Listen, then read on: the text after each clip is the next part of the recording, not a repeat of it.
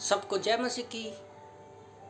मन का स्वामी प्रभु का वचन कहता है, भजन संहिता 139 का 13 में, साम्स 139 वर्स 13, मेरे मन का स्वामी तो तू है, तूने मुझे माता के गर्भ में रचा।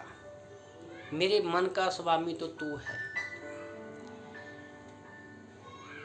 ज़्यादातर लोग इस शब्द को कम ही बोलते हैं, क्योंकि उनको लगता है, और हमारे संसार में भी यही बात सिखाई जाती है, कि हम अपने मन के स्वामी खुद हैं, ना कि कोई और लोगों पर फोकस करवाया जाता है कि आदमी ही सबसे श्रेष्ठ रचना है, उसको कोई कंट्रोल करने वाला नहीं है, बल्कि उसका काम है सब लोगों को कंट्रोल करना। पर याद रखो, जाने अनजाने में ही पहला जो यूहन्ना अध्याय 5 वचन 19 के अनुसार संसार का जो संसार है वो शैतान के वश में है, और हर एक जो भी व्यक्ति धरती पर है,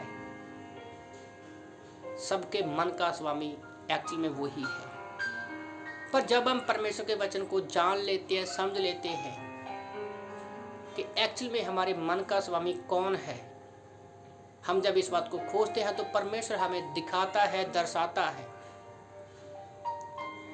कई बार हम अपने मन के स्वामी को बहुत जगह पर खोजते हैं, पर परमेश्वर ने हमारे सामने धरती के आकाश को देखो, समुद्र को देखो, तारों को देखो, इस कुदरत को देखो, जिससे हम एक अंदाजा लगा सकते हैं कि हमारा स्वामी एक सच्चा परमेश्वर ही हो सकता है। जब हम गर्भ में थे, परमेश्वर ने हमें रचा, उसने कहा तूने मुझे गर्भ में रचा, मेरे मन का स्वामी तू है। यिर्मयाह 1:5 में हम लोग पढ़ते हैं कि जब गर्भ में आने से पहले हम परमेश्वर के मन में थे, तो हमारा स्वामी कौन? स्वामी मतलब मालिक, हमारा परमेश्वर है। परमेश्वर हमें कभी कंट्रोल नहीं करता, वो हमारा ऐसा स्वामी है जिसने हमें खुद की इच्छा दी हुई है। आप किसी कंपनी में चले जाओ तो अगर आप देखोगे कि लोगों को वहाँ पर एक उनका सीनियर रहता है, उनको एक कंट्रोल करता है कि आपने ऐसे करना है, काम ऐसे करना है, वैसे करना है।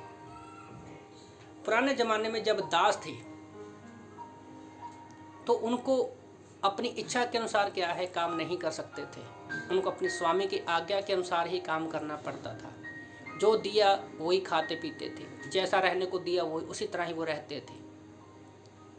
पर हमारा स्वामी परमेश्वर है, वो धन्यवाद करते हैं उसकी, स्तुति करते हैं उसकी, कि उसने हमें खुद की इच्छा दी है कि हम उसको स्वामी अपना माने या ना माने।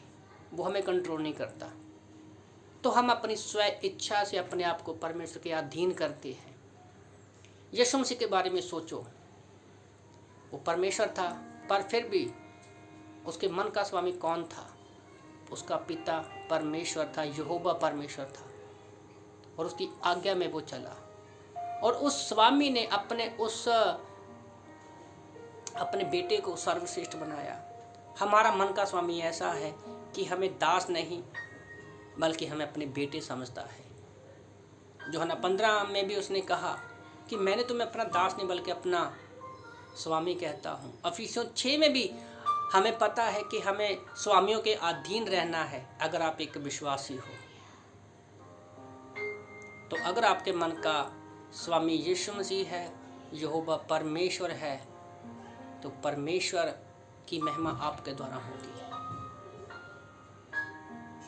हमें संसार का स्वामी नहीं बनाना जो सिर्फ धरती तक सीमित है।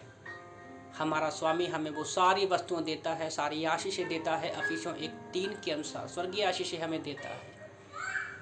हमें उसके अधीन चलना है, उसकी अगुवाई में चलना है, क्योंकि हमारा स्वामी यीशु मसीह यहोवा परमेश्वर है। आमीन।